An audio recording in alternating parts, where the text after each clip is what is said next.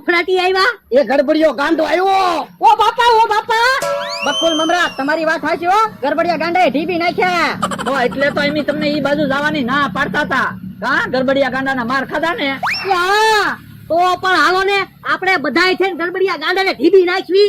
ઉભા રહ્યો. એમ ગાંડા ઉપર હાથ ન ઉપાડાય. ઈ તો ગાંડો છે, આપણે થોડા ગાંડા છીએ.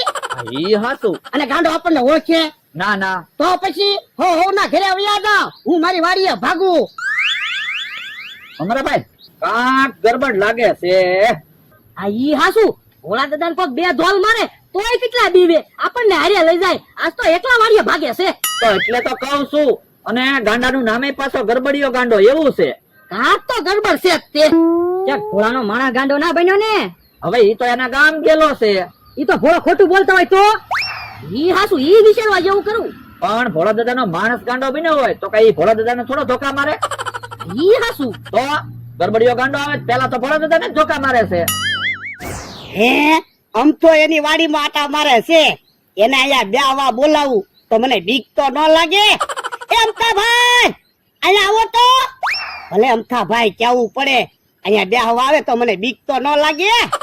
શું છે ભોળા દાદા? એ મને બીક લાગે ને તે તમને બેહવા બોલાવ્યા. કેમ? એ ગામમાં ગડબડિયો ગાંડો આવેલો છે. પણ ગામમાં ભલે ને ગાંડો આવ્યો, તમે હું કામ દીવો? અહીંયા આવ્યો હોય તો એટલે હવે નો બીતા, હું આવી ગયો ને. એટલે તો અમથાભાઈ તમને અહીંયા બેહવા બોલાવ્યા. ઓય બાપા, ઓય બાપા, પાટી આવ્યા. એ ગાંડાએ મને ને ભોળા દાદાને ઢીબ્યા. હે તમને ઢીબા? હા યો બોલો, આજ તો ગાંડાએ બધાને ઢીબ્યા.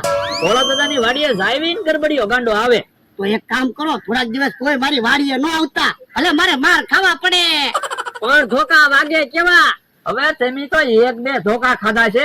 ભોળા દાદાને તો કેટલી વાર ઢીબી નાખ્યા. કા ભોળા દાદા? તો હું હે ભોળા દાદા, તમને બહુ ધોકા માર્યા. વાહામાં બળતરા થતી હશે ને? હા ઓ બાપા, હે વાહામાં તો મોટું ઢીમણું થઈ ગયું હોય એવું લાગે. આ તો ધોકા વાહામાં પડે તો ઢીમણું થઈ જ જાય ને. હે આ તો ઓશીકું છે. હે વાહામાં હું કામ શકું બાંધ્યું? એ ધોકા નો વાગે ને એટલે. હે તો હાસો બોલો, ગરબડિયો ગાંડો તમારો માણસ છે ને? હા દોહા એટલે તે મને વાડીએ બેહવા બોલાવ્યો છો કા? એ વાતું નથી કરી, ભોળાને ઢીબી નાખો. હે ભાગી ગયા. યો બોલો, બધાને માર ખવડાવવા મારા માણસને ગાંડો બનાવ્યો તો મારે જ માર ખાવા પડ્યા.